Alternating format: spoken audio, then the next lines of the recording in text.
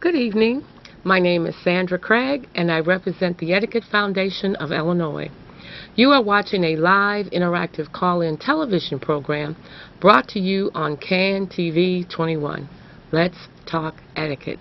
During the next 25 minutes, my very special co-host will be none other than Mr. Nathan Wright. We invite you to call in with your questions, your comments.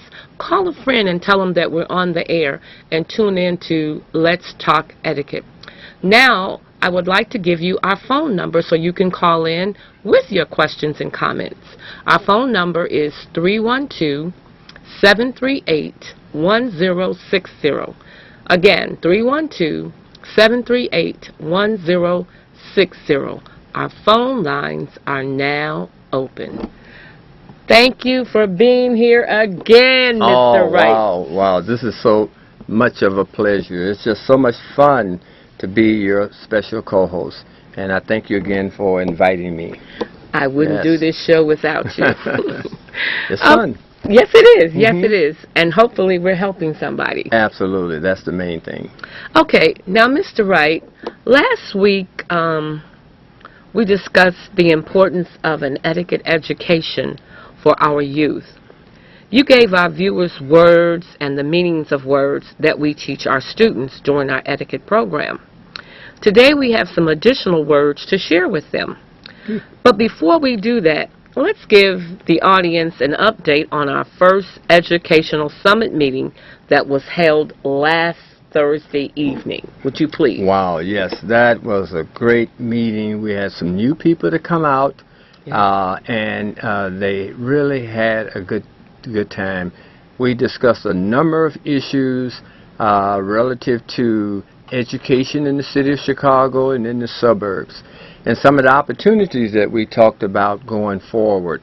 There are jobs, getting ready to come to the Southland, as you well know, and career opportunities, and we want to let the community know, the larger community know, that there is some really great opportunities right around the corner with the approval of the Peotone Airport, with the approval of the Indiana Crosstown Toll Road, and if you're out in the south suburbs, you see the work going on with I-57 and 294, that connection. This is about really 20, 30 years of growth for the Southland. And I would think any young person now really need to get prepared so that they can qualify for those $50,000, $60,000, $70,000 a year jobs. And that's what was discussed at the summit this past week. Yes. And it was interesting because there was a number of people that had some ideas about the educational summit, what they would like to see us do to involve the young people. Yes. So quickly, if you're interested, come out tomorrow. We're having our second meeting. Yes, please. Yes, at the Hyatt. Mr. Wright, would you like to tell me quickly? The Hyatt Regency at 22nd and King Drive, right there at McCormick Place. It's not hard to find. It's easy to locate. We're going to be in the south lobby. If you come, try to be there about 6:15. The meeting starts at 6:30, and we certainly would look forward to welcoming you and having you get involved in this grand program that we are hosting. The Etiquette Foundation of Illinois is hosting, and we would certainly appreciate your support. Absolutely. Yes. Looking forward to meeting some of our viewers, right? Yes. Okay. Now, Mr. Wright, you shared with me that the Etiquette Foundation would like to see a gun buyback sponsored by a generous donor along with the Etiquette Foundation. Is there anything you would like to share about this initiative at this time? Yes. Father Flager, for those who live in Chicago and familiar with some of the programs in the city, Father Flager of St. Sabina conducted a gun buyback about 2 weeks ago. And of course, many ministers in the city and other organizations have conducted this gun buyback.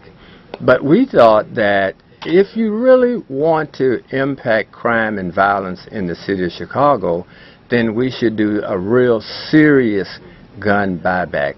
And I'm thinking like $700 per gun, up to $1,000 per gun. If someone turns in a machine gun, they should get $2,000 or $3,000. So what did we do? We decided to write a letter to the mayor. Yes. And ask the mayor to get involved and support a serious gun buyback. The goal that we decided for is 15 to 20,000 guns off the south and west side of Chicago. With that kind of price being offered, you would think you can get a real serious participation from the community. And we want them to know that this is serious business. So if you're paying $700, $750 a gun, that should get quite a few guns off the street and save lives.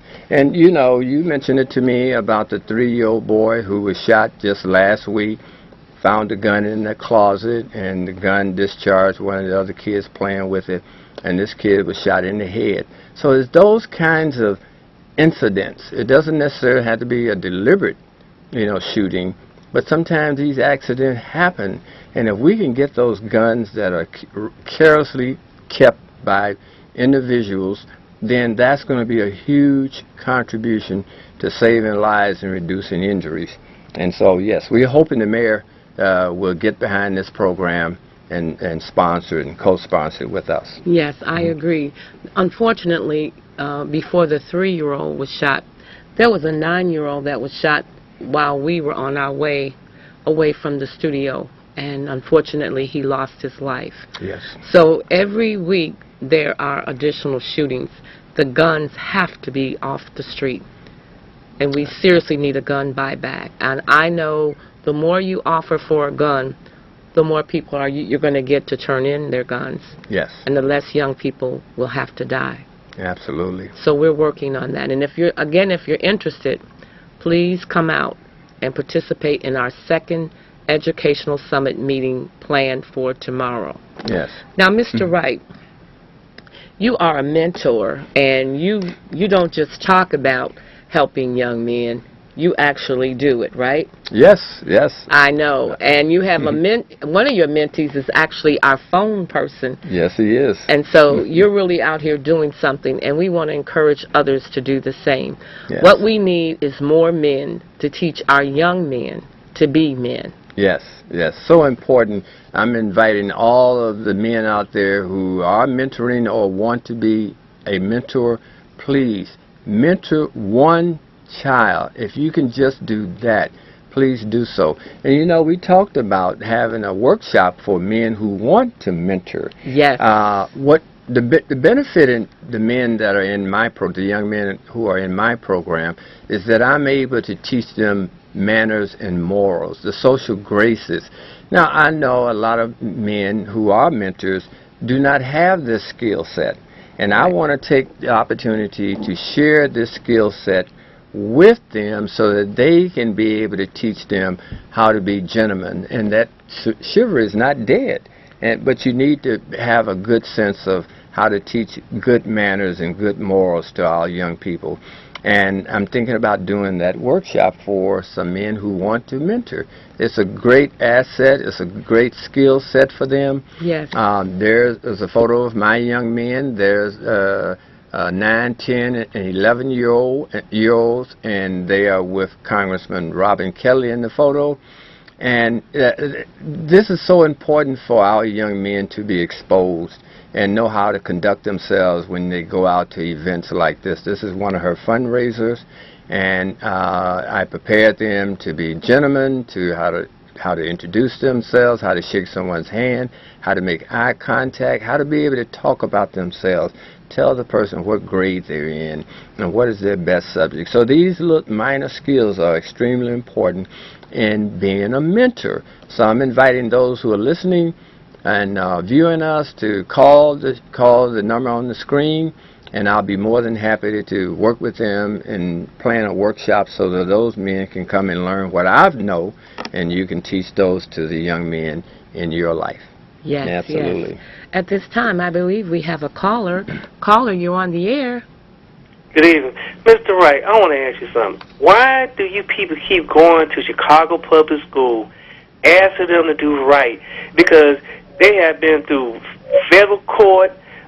We have had other different things they have wheeled out to say we're going to do right. It was back in '95 when the mayor took over the school. That was took over the school. That was supposed to make things right. They came out with Renaissance 2010. That was supposed to make things right. Instead of asking those people, and then we're talking about having an elected school board. When you look at the research from the University of Chicago, it's not really going to make a bit of difference. In some ways, it may make things worse.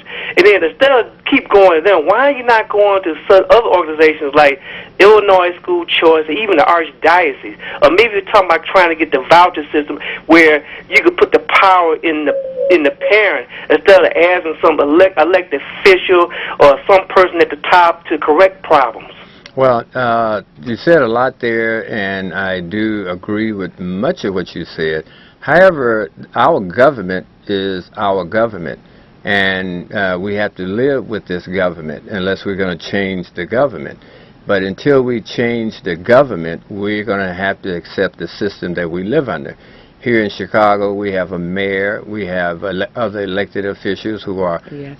all of them aren't bad, and some of them are doing a really great job for their constituents. This public schools is the government school, and this is what we have, and so we have to work with what we have. It's not going to change overnight, but as you well know, caller, our Education Summit is there to reach out to the community, to get people like you involved. You know, we don't want to give up. We want to be hopeful. We want to be positive. We want to believe that this system can serve us in a beneficial way. And we're continuing to try to do that. And so please join us tomorrow Yes. at the Hyde. And I'd like to meet you personally, and so that we can hear some more of your great ideas, and maybe you can help contribute to what we're trying to do. Yes. It would be a pleasure to meet you. Okay, now, Mr. Wright, I have another photo of you and your mentees. Yes. That is a group of outstanding young men there. They range from age of 11 through 18, I think, in that picture there. And as you can well see, they're properly dressed to go and do anything on planet Earth. They understand how to walk, how to talk, what to say, what not to say. And this is what we need to do as a community. Now, if I can mentor 8, 9, 10, 15 young men, then certainly those who are listening can mentor 1 or 2. Yes, I certainly agree. Right. Okay, now, Yes. Mr. Wright, I believe we have a caller. Caller, you on the air. Good evening to you both. Good evening. This is your friendly etiquette instructor. Yes, it's always a pleasure. This is one of our outstanding etiquette instructors. Yes, Miss Adams. Yes, ma'am. I wanted to give an answer to the gentleman that called previously who said, why do we keep working with the Chicago public school system? The Chicago public school system has the largest amount of students that we would try to reach. As well as you have a chain of command that you must go through when you want to speak to someone's minor child. Yes. Now, where we could get a little heat up under the school system is if we had parents and guardians telling their school principals or their school boards when they have their meetings, we want this for our children. We insist that you see to it that they get this type of training. Because if you were in a position to do it, you would. Yes. Yes. Okay? You don't expect a teacher to go into the lunchroom and prepare the food. You hire the appropriate people to do it. Well, hiring the Etiquette Foundation of Illinois is the proper place to go to know exactly what to do. So I'm one to say the parents get help us get the educational system to help their children without it costing them one penny. That's true. And back to your request for people to join us tomorrow evening. It may take you in a total of traveling time to take a couple of hours out on your Thursday evening. It costs you nothing. We constantly ask them to come and meet us, and they don't do it. We're in the flesh. You can question us. We can show you from A to Z what worked, what hasn't worked. Yes. And we're there. It doesn't cost you anything but time. Bring a notebook full of questions and ask us exactly the benefit of having good soft skills and how you're left behind when you don't have them. I don't care what labels you have on your back. I don't care what car you're driving. Doesn't matter what your address is. If you don't have that, you're not getting past the front door. So you know me, I can stand on my soapbox all day long. But if anyone who wishes to You'll be there tomorrow. hear me speak, oh yes, I'll be there tomorrow. Yes. Or if they take issue with anything that I say, I'm letting the whole viewing audience know. I'm Mrs. Adams. I'm one of the members of the team. I will be at the Hyatt tomorrow before 6:30. And I'm right there for them to slug it out with me. Because if their kids mean anything to them, they would at least send someone on their behalf or show up themselves. So and with well that, said. I'll say good evening, and I will see you all tomorrow night. Good evening, Ms. Good evening. Adams, and again, thank you for that call. She's Now, a great Mr. Wright, educator. she said so much in that. Yes. And also, she mentioned that you can tell the young people that have social skills and those that do not. Unfortunately, I have another picture to share with you. Yes. And, Mr. Wright, I would like for you to elaborate on that. Okay, very good. This may be a little confusing for those who see this photo here, but this was taken in Ferguson, Missouri, about 2 days after the sad, tragic incident there with Mr. Brown. The store was looted, and this is a young man fleeing the store with 2 bottles of wine in his hands. If you look at the way he's dressed with his pants down and his shorts are showing, he's covering his face. You can find it on YouTube, on the internet. But he has 2 bottles of wine in his hands. And we thought this picture here would be worthy of showing to our viewing audience, because the questions have to be asked. What happened to this young man? Why is he doing what he's doing? And that's so key to what the problem is in our community, because our young men should not be behaving in this manner. So there's a lot that goes into why he's doing what he's doing, but he is breaking the law. And I think we do have a few questions about it. So if you want to just pose those questions, Sandra. What does the looter have in his hands? He has 2 bottles of what? Wine. Estimated retail value less than $15. Is he the victim of a flawed government public school system, or the victim of a degenerate corporate value system, or both? Possible criminal charges: unlawful breaking and entering, theft of property. Possible sentence: 5 to 10 years in state prison. Cost to the taxpayers: $300,000 to $500,000. Have our young men gone insane, or are they simply victims of Sony and Warner Brothers records and the marketing of social degeneracy in the form of hip-hop gangster rap or Call to Duty video games? And etiquette education is the solution to crime and violence. Because you know, Mr. Wright, there's quite a difference in the photos I shared just a minute ago of your mentees and this young man. Yes. I would probably be safe to say he probably never had an etiquette education. You're probably right. you're probably right, because I would sit here and tell you that I would stake my life on my mentees. They would not ever do anything of that nature in their life. They would not go to prison for committing a violent act or committing a criminal act, because an etiquette education teaches them character. It teaches them how to be moral men. And so once they have a value system that will allow for them, and I don't even think we can see that. Well, the word is character. Character, okay. And if they have a value system, and that's what you teach, Sandra, Yes, and yes. I praise the teaching that you do, and I teach my mentees the same thing. So if you have a quality value system, and etiquette is a value system, and within that comes the word character, Yes. comes the word integrity, comes the word compassion. All of the words we talked about last week are the words we teach so that they can have a value system, a foundation of how to live a good life.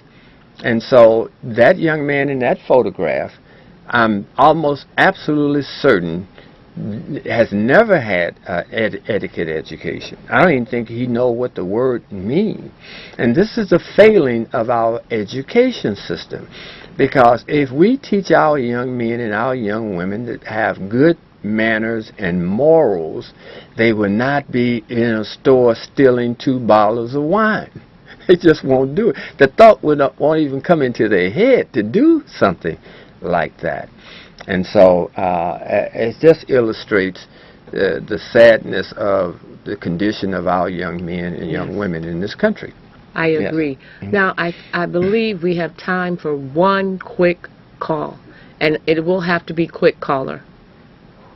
Yes, and good evening. This is Steve. I'm so sorry I caught this late, but that picture, what you just said, just real quick.